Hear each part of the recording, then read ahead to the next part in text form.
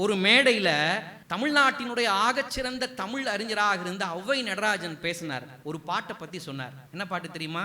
காற்று வாங்க போனேன், ஒரு கவிதை வாங்கி வந்தேன், அதை கேட்டு வாங்கி போனாள் அந்த கன்னி என்னவானாள். இப்படியெல்லாம் பாட்டு எழுதுறதுக்கு கண்ணதாசனை விட்டா ஆள் இல்லையா அப்படின்னு பேசிட்டு வந்து உட்கார்ந்துட்டாரு. பக்கத்துல உள்ள ஒரு கூப்பிட்டு சொன்னாரு, அந்த பாட்டை எழுதுனது நான் தான்.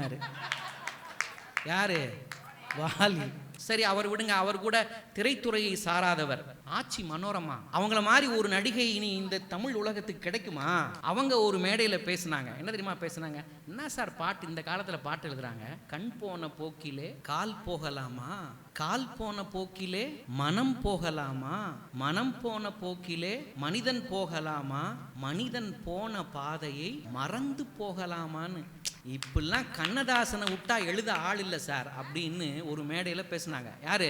ஆச்சி மனோரமா. எத்தனை பழைய படங்கள்ல நடிச்சவங்க ஆச்சி மனோரமா பேசினாங்க. ஆச்சி மனோரமா பேசினதுக்கு அப்புறம் ஒரு நாள் போன் போட்டு ஒரு கவிஞர் சொன்னார், ஏமா அந்த பாட்டு யார் எழுதுனேன்னு சொன்னேன்? கண்ணதாசன் தானே. நான் தாம்மா எழுதுனேன்னாரு வாலி.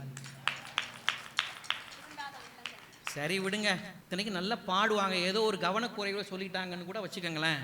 திரைப்பட தயாரிப்பாளர் ஜிவி அவர் ஒரு முறை மேடையில் பேசும்போது சொன்னாங்க, நிலவு ஒரு பெண்ணாகி உலவுகின்ற அழகோ, நீரலைகள் இடம் மாறி நீந்துகின்ற குழலோன்னு எழுதினாருங்க. சார், இப்படி ஒரு கற்பனையை எழுதுறதுக்கு கண்ணதாசனை விட்டு அந்த உலகத்தில் யார் சார் இருக்கா? ஜிவிக்கும் ஃபோன் போட்டு நம்மால், ஏப்பா ஏய் அந்த பாட்டை எழுதுறது தான்ப்பா.